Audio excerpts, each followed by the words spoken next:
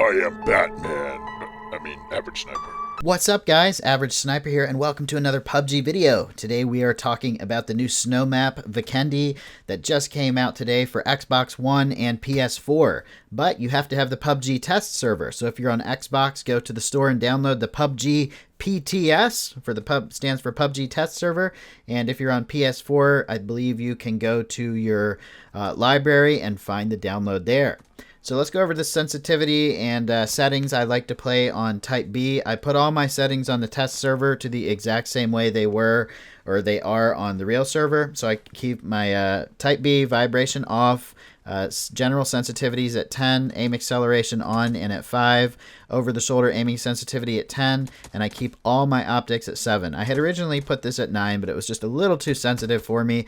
Everybody's different. You might require a higher, you might require a lower, but those are the ones that work for me. I like to put my colorblind mode on Tritanopia, aka Triceratops. And I like to put the brightness up to 75. That helps me see in darker rooms. And then I also like to go over to the gameplay, go back to the gameplay tab, and change my crosshair color to lime green. And you do that just by reducing the red and the blue and leaving the green turned all the way up. The reason I like green, or neon/lime green, the reason I like that is because you can see your crosshairs, your hipfire crosshairs on almost any terrain, even if it's green grass, you can still see it clearly. So this is the snow map, guys, and the new parachute system looks like it's also in the test server. It's much more sensitive. I decided to just fall straight down into this town. We are playing, or I am playing one-man squads in this video because just like on PC, they only allow squads and one-man squads in the test server this time around. It seems like when new things come to the test server, they pick which game modes are going to be available, and so if you're going to play solo this time, you have to be able to take on other squads or be a super sneaky snake. So I landed up here because it looked like this was the fastest place I could go. I didn't see anybody else landing around me except for the people that landed in the city behind me, but then I heard a late parachute drop. I wasn't exactly sure where he was, but I decided to pick up a vest and a backpack before I fight him. And then I hear the sounds closer to me, and I realize he's actually right out this door. I don't like shotguns very much in this game, but fortunately that time the shotgun did not let me down, and I was able to get a kill on this guy. His teammates don't seem to be anywhere near him. There's a lot of solos running around, even solos that have joined other squads, because that's the only option. I think my favorite way to play PUBG, if I'm going for the full experience, is solo. Probably the most fun way is to play with squads so you can play with your friends. But if you're just trying to get better at the game, get some gameplay recorded for your YouTube channel, or just try to practice, then I think solos is the best way to go. So when you're playing one-man squad, you're basically playing solo, but you're fighting other teams of 2, 3, and 4, mostly 4. So you got to be careful with that. I don't like to squad up with random players because I feel like sometimes they get me killed, and sometimes they'll friendly fire me to take my loot. So I prefer to go at it alone when that is my only options, and none of my friends are online, which is why I decided to play the test server and do this one-man squads thing. So I hear some guys down here, and I'm not 100% familiar with the snow map, even though I have played it on PC, but PUBG is PUBG. If you hear sound and it's close to you, you can pretty much figure out where they are.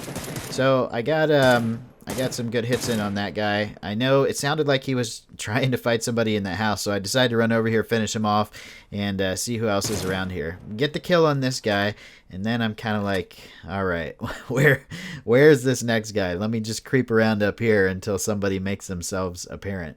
And I keep hearing the movement somewhere in front of me. I see this guy come out, but I don't take the shot. I'm thinking he might have seen me, and then I see his buddy right below me. Actually, I'm not sure if that's his buddy or somebody that's fighting him. But I completely potatoed that guy. I was ashamed of that. I was like, oh man, my aim went everywhere. But then I got him. The 4x scope and the full auto is pretty difficult to do, especially on the barrel M762, which has a lot of kick, but I was happy I got that. At this point, I realized my ammo was really low, so I took off in search of more ammo and went to this compound that I found. Got a Car 98 with a 4x and took the 4x scope and put it on there. And I found the new gun, the G36 assault rifle. Picked up plenty of ammo for it and shot a guy that was crawling around right over there. And then I decided to play defensively because I really wanted to go for a chicken dinner. This was my first try on the new map on PS4, so I was really excited about it and trying to play conservatively. I was playing against other squads, so I decided it would be best to use people that I downed as bait. These guys were moving all around my compound, but they never came upstairs, and there was at least 3 of them, so I wasn't going to go downstairs and fight them head on. I waited for them to move out because the blue was starting to push in behind me, and then I decided to take out one of them and use him as bait. But unfortunately, his teammates aren't taking the bait right away. Even though I have a suppressor on my sniper rifle, I feel like they're close enough to know that this actually came from here. Right when I was about to shoot him in his butt and take him out of the game, I hear some movement around me, so I'm like, all right, hold on. Something's going on here. I hop out on the porch because I heard the guy in my house, but he just runs through the bottom. Comes out the other side.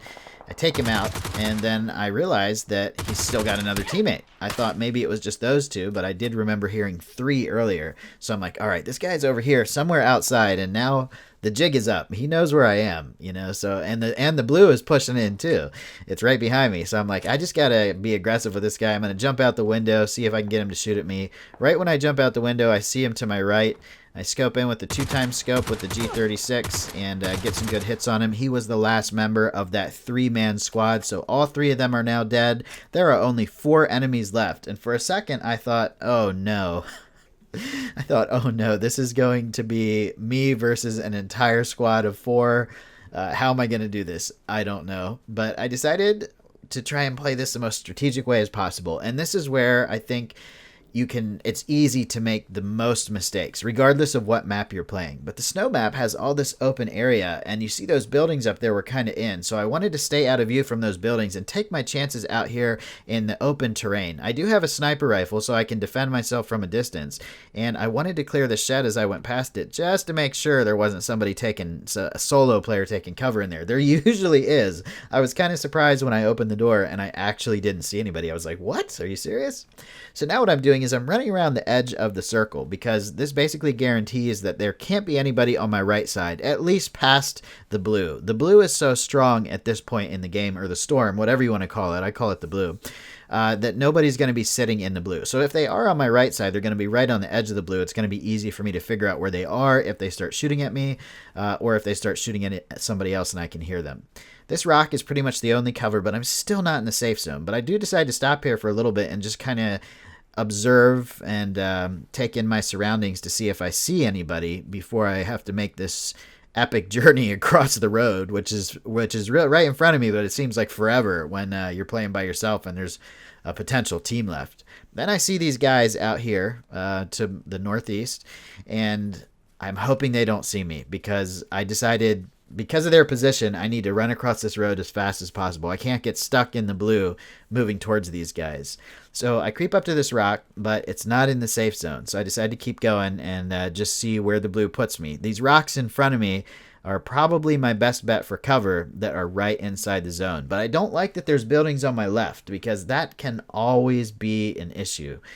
So I pull out the Kar 98. I see the guy sitting there. He does not see me. I get him right in the head, take his helmet right off, and decide to use him as bait. Unfortunately, it's hard for me to see where he went down, and I can't see if he has a teammate that's running to revive him. So I decide to pull out a grenade and try and put it as close to the tree as I can. But I think I cooked it, and it took just a little too long to throw it, and it blew up a little bit before it hit the tree. But this is a situation I don't want to be in because now this zone has moved again and I actually have to move towards these guys. So I decide to see what's happening, and I can see that he crawled to the rock. I saw movement on that rock, and then they make a huge mistake and throw a smoke grenade. If he hadn't thrown that smoke grenade, he would have been able to see me coming in. I throw a Molotov out so I can either kill the guy that's down or push the live guy to one side of the rock. So the Molotov is out, but it went a little too far. Fortunately, I come around the corner and I see this guy right here and his buddy, and they both get taken out. And that's 9 kills, only 2 enemies left. So I decided to get down to this rock because the rest of the people are probably in these houses, and that's when it happens. Now it's a 1v1. I know there's not another squad. It was me, those 2 guys, and 2 other guys. and now it's just me in a 1v1. So I wait behind this rock because I can see that the zone has pushed most of those buildings out, and that little shed in front of me is going to be one of the only buildings that's still fully in the zone. So I'm thinking to myself, this guy probably doesn't know where I am. He probably knows I'm out here somewhere because of all the gunshots, but he probably doesn't know exactly where I am, and he's going to make a run for the shed. I was right. Unfortunately, I only get one hit on him as he runs for the shed and kind of give up my position, but I decided to change it real quick. I'm not necessarily going to rush the shed because he will have the advantage, but I'm going to get on this rock and see if he makes any mistakes. Well, the zone started pushing again, and this guy definitely made a mistake. He didn't know where I was. He had to come out the door because he didn't want to be in the zone when it pushed in. I heard him coming, and I caught a little glimpse of him on the left side of the rock as he came out. I just leaned around the rock and gave him the nice finish with the G36 assault rifle. I hope you guys enjoyed. Leave a like and subscribe if you did enjoy this one-man squad's gameplay on PUBG PS4. Get out there, get that test server, and get some chicken dinners, guys. Later.